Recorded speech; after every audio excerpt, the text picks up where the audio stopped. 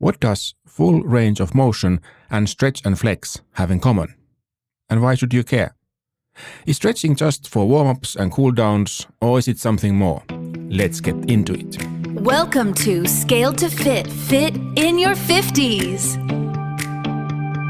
Just show up, make a plan, feel stronger than you can. Small steps lead to victory, you're rewriting history. Scale to Fit, Fit in your 50s with Marco Lindgren.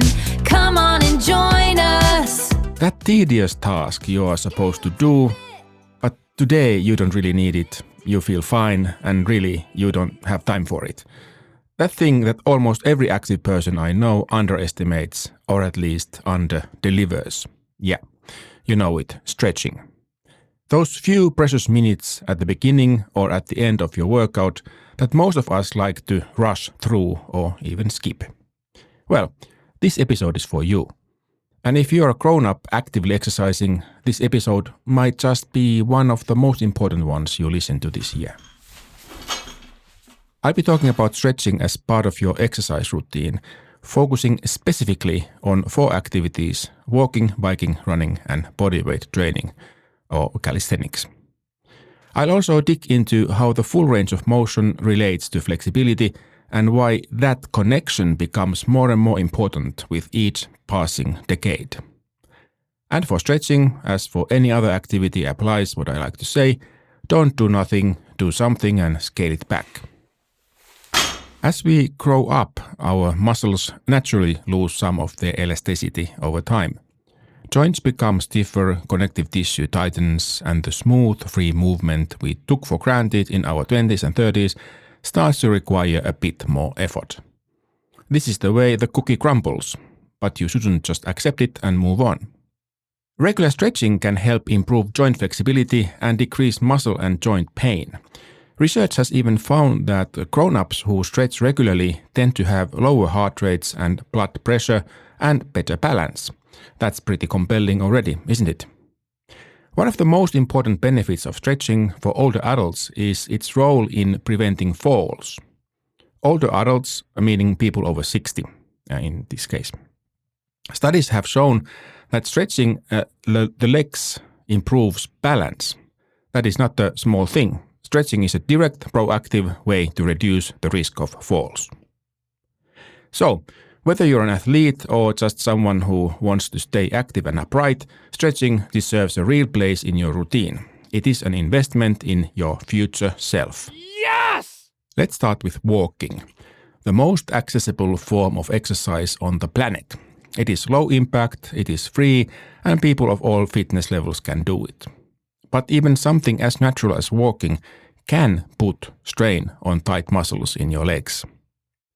According to Harvard Health Publishing, the areas most critical for mobility are in your lower extremities, that is, your legs, your calves, hamstrings, hip flexors in the pelvis, and quadriceps at the front of the thigh.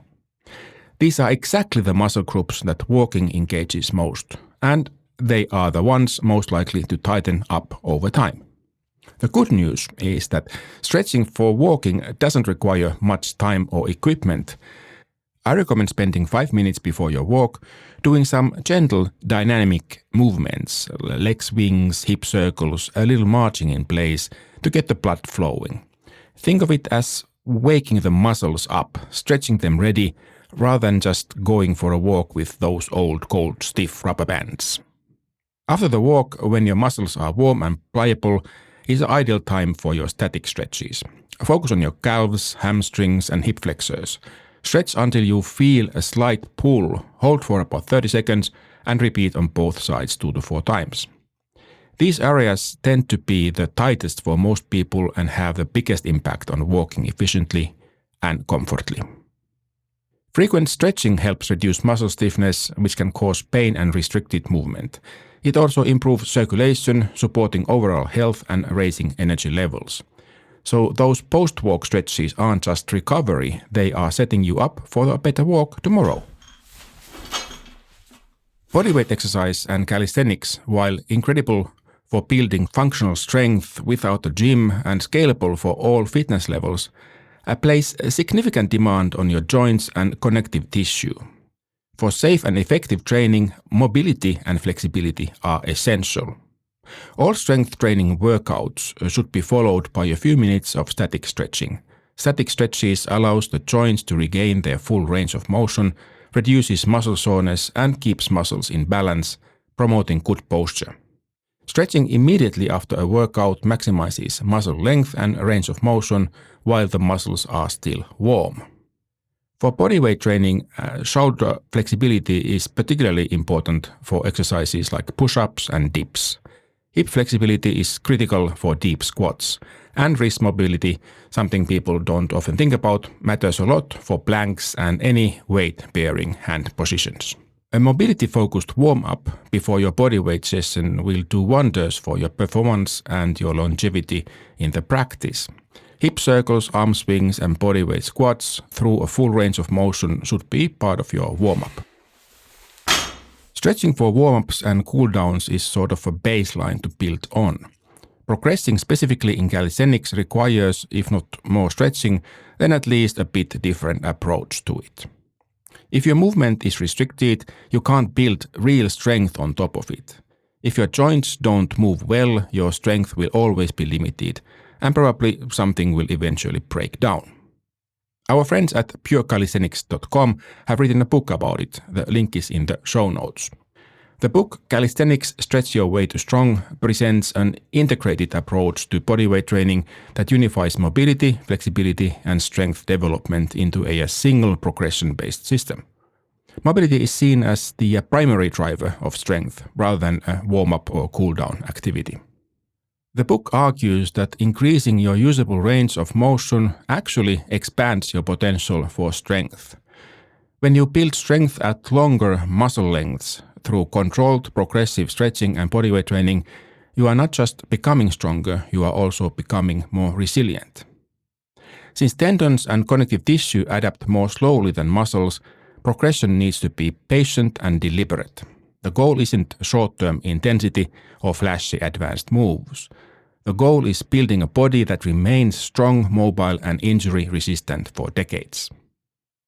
Overall, the book Stretch Your Way to Strong presents strength not as brute force but as controlled capability across full ranges of motion, a philosophy that prioritizes durability over ego. With the illustrated instructions, the book helps you build a stretching routine to support you on your individual exercise path. Hey, just a quick note before we continue with the show. If this episode resonates with you, please share it with someone who might need to hear it. And now, back to the show. The Good to Know Corner. As I've mentioned before, quite a while back I practiced Ashtanga yoga actively for over a year, and I can still feel some asanas in my backbone. Now that I have tried calisthenics and stretching, I have to say it feels a lot like Ashtanga. So, let's have a look at what Ashtanga and calisthenics have in common and how they differ. Ashtanga yoga and calisthenics both build strength and flexibility, but they do so in very different ways, despite the similar gut feeling. From experience, I can say that Ashtanga is not your average stretch and relax yoga class. It is a dynamic, physically demanding practice where you move through a set of sequence of postures, those are called asanas, all synchronized with your breathing, which is surprisingly tough. At first, while just going through the warm-up sequence, the sun salutations, it was impossible for me to keep my breathing under control. Ashtanga is like a moving and flowing meditation that also happens to give you a serious workout.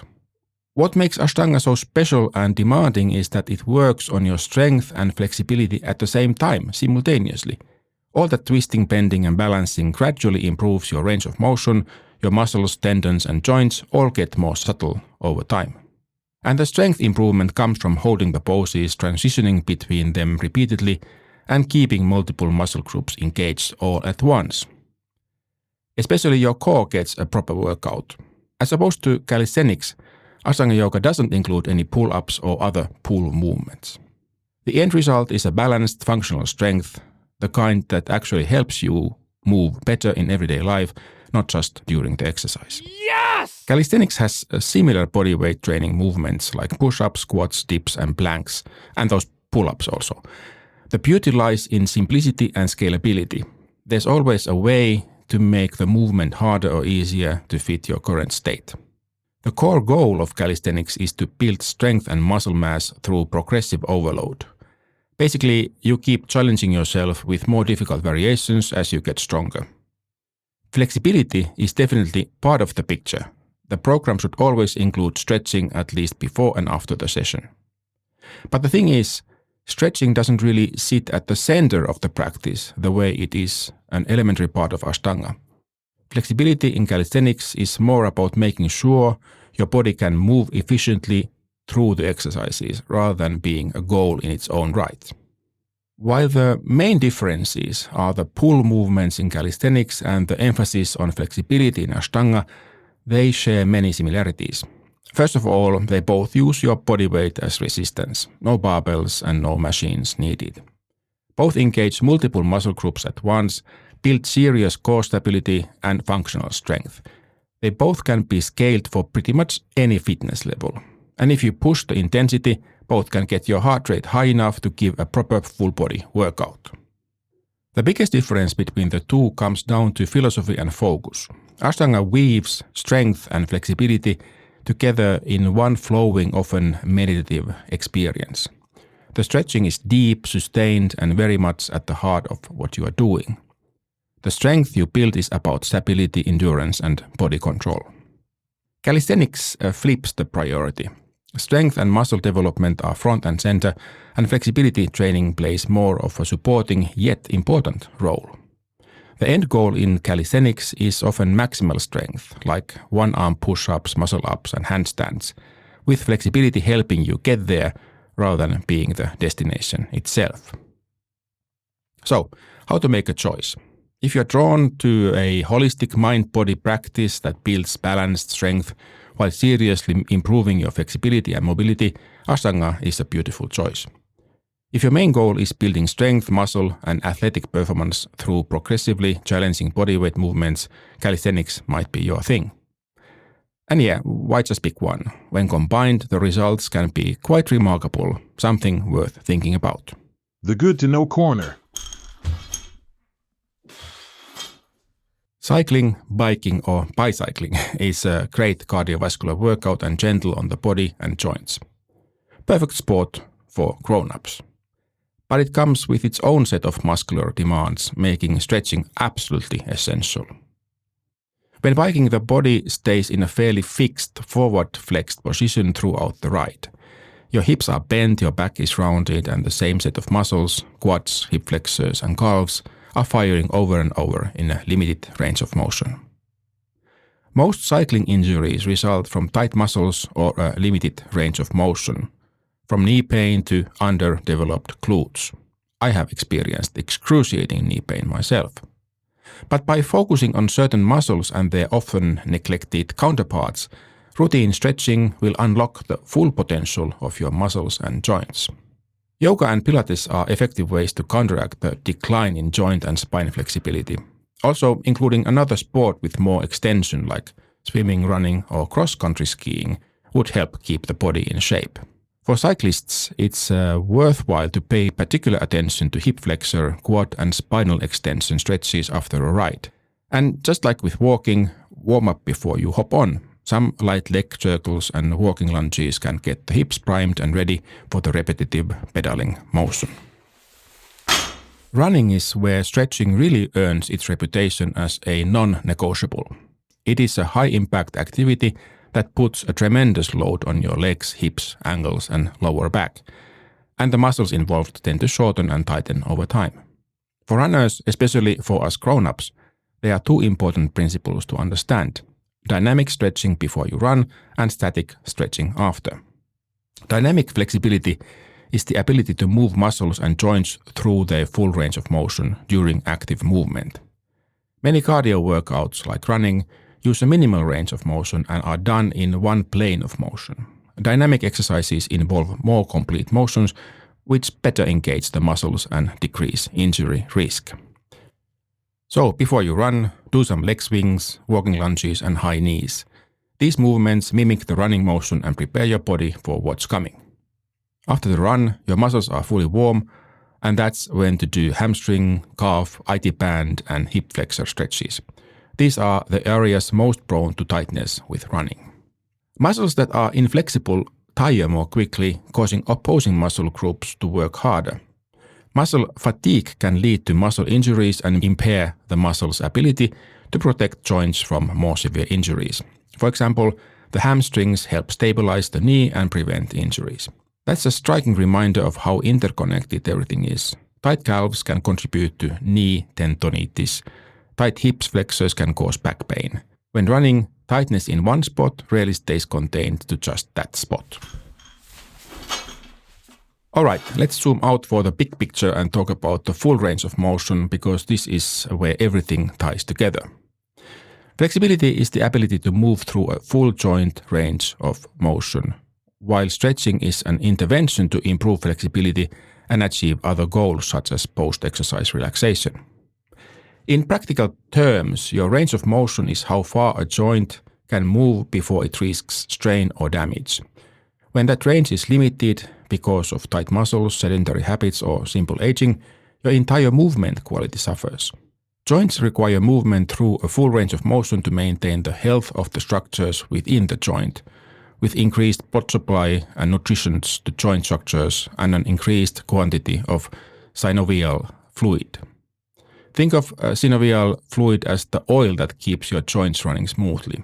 Without movement, without that full range of motion, joints start to dry out and stiffen. Research has shown that stretching can improve flexibility and, as a result, the range of motion of your joints. However, if you stop stretching, your range of motion may start to decrease. Consistency then is the real key. Stretching isn't a one-time fix, it is an ongoing practice. Most people tend to lose flexibility as they grow up, partly due to inactivity. When not in use, the connective tissue in the joint becomes shortened. Regular exercise and dynamic and static stretching can help maintain the full range of motion. The three main types of stretching are worth understanding. Dynamic stretching involves moving a limb through its range of motion, is best done before activity to warm up the muscles. And then static stretching, in which you hold a position for 30 seconds or more, is most effective after exercise when muscles are already warm. And the third, proprioceptive neuromuscular facilitation, PNF stretching, combines passive stretching with isometric muscle contractions. It is one of the most effective methods for making lasting gains in flexibility. If you are working with a trainer or a physical therapist, that's the great one to explore. So, to conclude, a few key principles to take with you. 1. Always warm up before static stretching. Start with gentle movement to warm up the muscles. Stretching will be significantly more effective and safer. 2. Never bounce. Bouncing during a stretch, called ballistic stretching, creates tension in the muscle rather than releasing it, and increases the risk of injury. Move slowly and gently into each stretch. 3. Aim for mild tension, never pain. Stretching should feel like a comfortable pull, not something that makes you wince. If it hurts, back off. 4. Be consistent. It is recommended to stretch for 20-30 minutes several times a week, holding each static stretch for at least 30 seconds and 1 to 2 minutes for deeper benefits. 5. This is important for any grown-up. Check in with your doctor or a physical therapist before starting a new stretching or exercise routine, especially if you have any existing conditions or past injuries. A professional can help you tailor your approach safely and effectively. Weekly challenge. Stretching might not feel as exciting as setting a new personal best or hitting a tough workout, but it is the foundation that makes all of it sustainable. It keeps you moving, it keeps you safe, and it keeps you doing the things you love for years to come. Before your next exercise, include a short dynamic stretching session, and after the workout, a bit longer static stretching session. Soon you won't be able to train without them. And no matter what, remember what I like to say, don't do nothing, do something, and scale it back. Welcome to Scale to Fit, Fit in your 50s. And I am Marko Lindgren. Thank you so much for tuning in today. If this episode resonated with you, please share it with someone who might need to hear it. All sounds are made by me except the jingle that was made by Gemini. Send us your feedback via email to feedback@scale2.fit or leave a rating at podchaser.com. Check show notes at scale2.fit. All the links are there.